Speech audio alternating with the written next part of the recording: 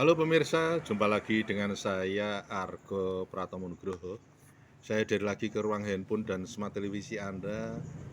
Kali ini saya berbahagia sekali bisa menemui yang kedua kali, sebetulnya yang ketiga kali ini. Saya interview dengan Mbak KRMT Sekar Aruning Tias. Beliau ini cucu dari Hamengkubuwono ke-9, dan saya terus terang mempunyai harapan yang besar terhadap Mbak Sekar Arum ini. Selamat berjumpa Mbak Sekar Arum. Selamat berjumpa Pak Argo. Mbak Sekar Jumpa atau Mbak lagi Arum nih, ya. Pak. Ya, Mbak Arum ini saya ingin cerita Anda yang selanjutnya ketika kita pernah ngobrol di rumah di atas gunung ya. Iya, Sekarang ini kita ada di Bumi Arum ya, di Imogiri ya. Iya. Ya. Ini selanjutnya seperti apa Mbak? Ya, jadi kalau menyambung masa yang kemarin ya Pak, gitu Ya. kan sudah saya sampaikan bahwa dari kecil saya tidak pernah tahu siapa orang tua saya, dan waktu itu saya tahu pun tahun 98 begitu. Ya. Biar para penonton atau pendengar juga Ya. tidak penasaran. Atau maaf biar rodo santai, Gimana? duduknya sebelah sini Mbak. Oh ya, siap. Ben ora bedlet ya Pak. Santai ora apa, ben pemirsa ora tegang ya. Iya. Agak Oh sini iya. Mbak. Oke. Ya. Ya. Siap. Ya. Nah. Ini kan kita ayu nih Yuan.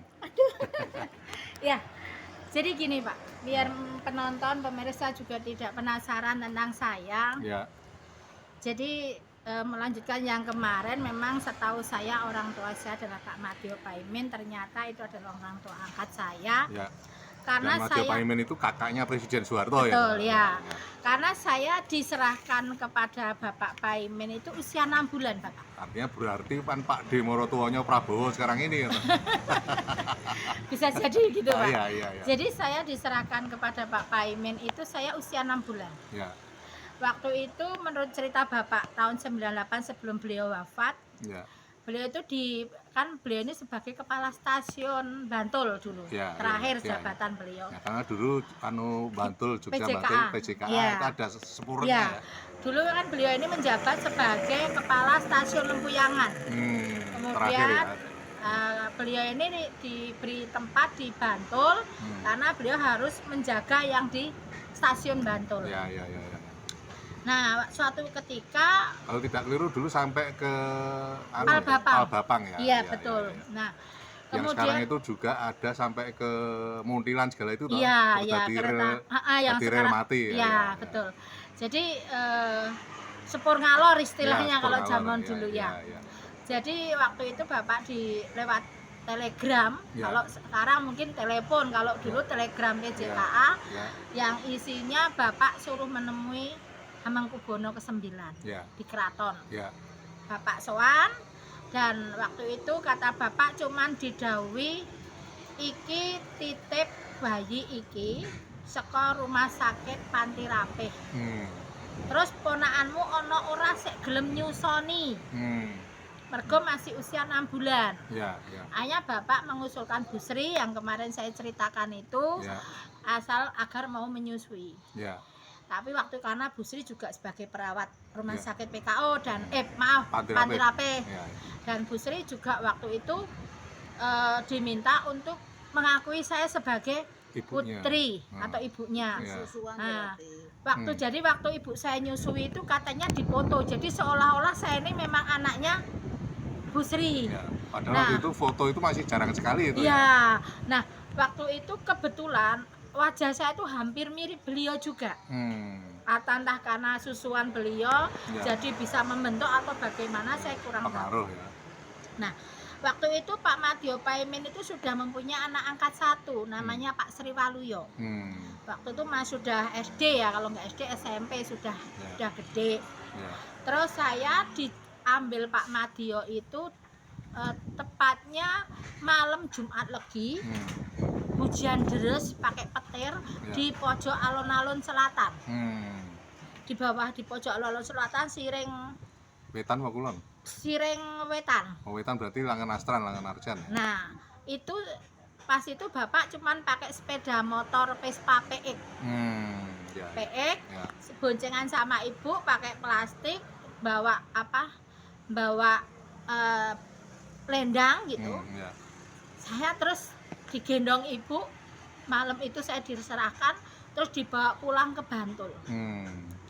Sampai di Ke Bantul. Taman Reto itu ya? Bukan, di Bantul dulu Oh, bapak. Bantul dulu. Di Bantul, di dekat stasiun Bantul. Oh, iya. Kalau iya. nanti bapak mau lihat boleh, itu Oh. tempat saya dibawa ke sana dulu. Oh, iya, iya. Kemudian di Bantul bapak bicara dengan Pak Salam. Sekarang putrinya menjadi dukuh di sana. Nanti bisa juga menanyai daripada Bundari selaku putrinya Pak Salam yang merawat saya.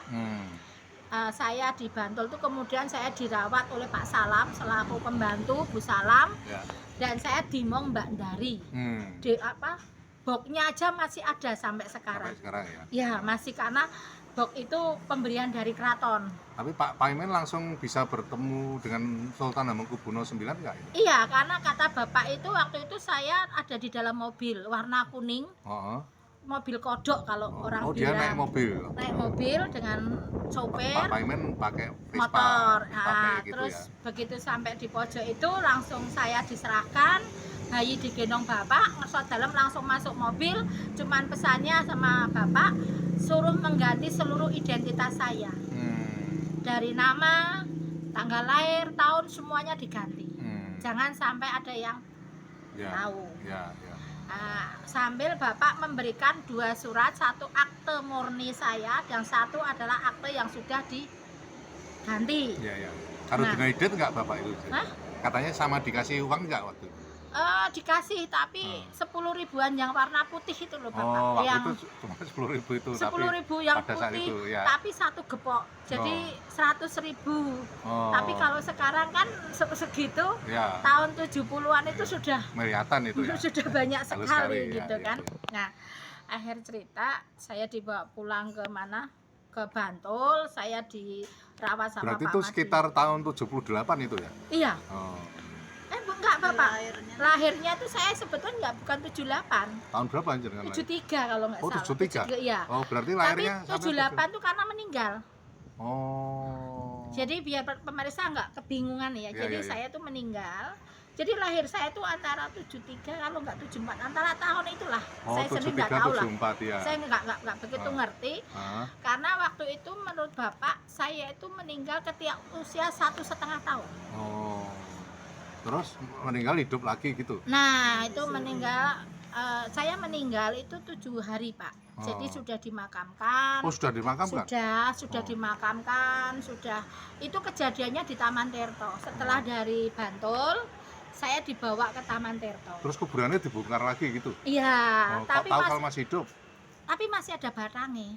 Oh. Nah, saya ini anak siapa itu yang menjadi sampai sekarang misteri bagi saya pribadi. Tapi Anda katanya itu Anda meninggal itu kok bisa konangan itu masih urip itu dari mana? Jadi gini, cerita bapak sebelum beliau meninggal itu bercerita panjang lebar ke saya. Waktu itu saya usia 1,5 tahun itu saya kena penyakit malaria. Malaria waktu itu kan baru ya, kena populer malaria. Saya meninggal, kemudian dimakamkan. Tapi bapak itu merasa ketakutan dengan HB9 karena merasa dititipi bayi kok mati gitu kan. Hanya bapak ini kan tekun, beliau ini kemudian nggak makan nggak minum 7 hari selama yasinan 7 hari itu beliau nggak mau makan, hanya neges sama Gusti Allah bahwa saya kenapa kok aku dititipi bocah kok mati. Bapak itu ada rasa takut gitu. Nah akhir cerita dapat 7 hari itu bapak itu semua pada tidur kan. Zaman dulu kalau yasinan kan pakai teplok pak, tahu sama apa yang Petromak itu lah, itu ada main kartu kan dulu kan pak suka main kartu itu. Nah itu tuh bapak itu ada tamu tapi semuanya pada tidur pak, nggak ada yang terbangun satu pun. Bapak ada tamu keluar tuh bapak nggak bisa jalan, ngelesot karena 1 minggu full nggak makan nggak minum, ngelesot dari kamar tengah sampai depan teras. Di situ berdiri 1 orang laki-laki, 1 orang perempuan, 2 orang laki-laki. Nah Dan si perempuan tuh gendong bayi pakai Wahyu Tumurun sama Sido Mukti itu digendong. Pakaiannya ya. Pakaian si bayi Iya. itu sama Kebolandu. Iya. Wahyu Tumurun itu kan pakaiannya toh. Enggak, bayinya itu digendong pakai jari itu Oh. digedong. Iya iya iya. Digedong itu loh. Iya. Nah, terus Gedongannya pakai Wahyu Tumurun. Tumurun itu ya. Nah, terus bapak bilang, istirahat tanya sopo gitu kan. Beliau tuh cantik banget. Katanya menurut cerita bapak itu bapak itu katanya Kanjeng Ratu Kidul menurut cerita bapak.